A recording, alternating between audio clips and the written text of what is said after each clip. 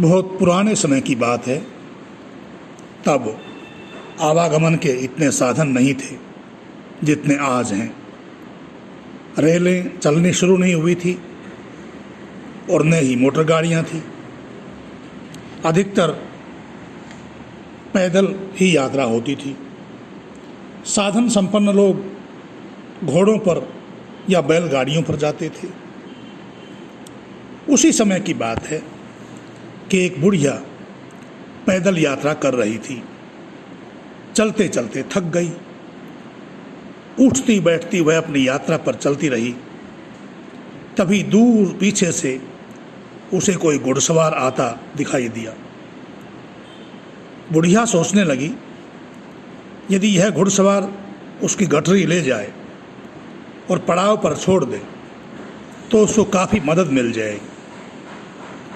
जब वह घुड़सवार उस बुढ़िया के पास आया तो उसी आशा से उसने घुड़सवार से कहा, भैया तू मेरी ये गठरी अपने घोड़े पर रख ले और आगे जो पड़ाव आएगा वहाँ रख जाना, मैं वहाँ से ले लूँगी, तेरी बड़ी मेहरबानी होगी। मैं बहुत थक गई हूँ, बोझ अब भारी लगने लगा है। घुड़सवार ने गठरी उठाने के बजाय बुढ़िया की खिल्ली उड़ाते हुए कहा, वारी महारानी, तेरी गठरी ले जाऊं? जा जा अपनी राह चल।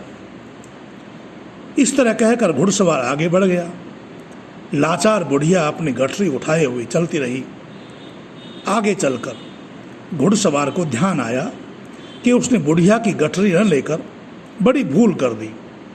वह सोचने लगा कि यदि मैं बुढ़िया से गठरी ले लेता और आगे के पड़ाव पर न देकर सीधा अपनी राह चला जाता तो कौन मुझे रोकने वाला था और कौन पूछने वाला था। हो सकता है बुढ़िया की गठरी में सोना चांदी कुछ हो। यह ध्यान आते ही वह रुक गया। उधर चलते चलते बुढ़िया को ध्यान आया और उसे भी अपनी गलती अनुभव हुई। वह सोचने लगी कि वह भी कैसी भोली है जो अनजान व्यक्ति पर विश्वास कर बैठी। यदि वह अगले पड़ाव पर गठरी न देकर सीधा चलता बनता तो वह उसका क्या बिगाड़ सकती थी। इन्हीं विचारों में बुढ़िया जा रही थी कि आगे उसे वही घुड़सवार बैठा दिखाई दिया। बुढ़िया ने सोचा बैठा होगा विश्राम करने के लिए।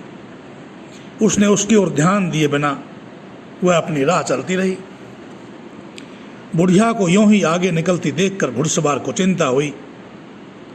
उसने तो सोचा था कि इस बार भी बुढ़िया फिर गड़गड़ाएगी।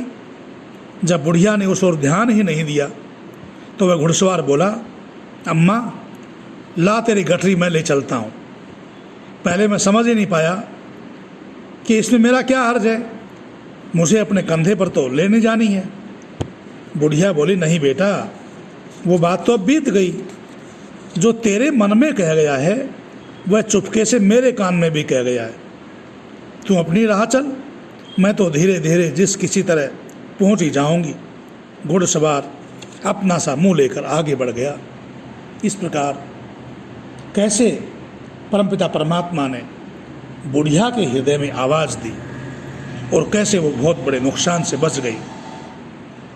तो कभी भी अनजान व्यक्ति पर विश्वास नहीं करना चाहिए। आप सभी से निवेदन है कि चैनल को सब्सक्राइब कर लें ताकि आपको नए नए ज्ञानवर्धक वीडियो प्राप्त होते रहें। इति ओम शम।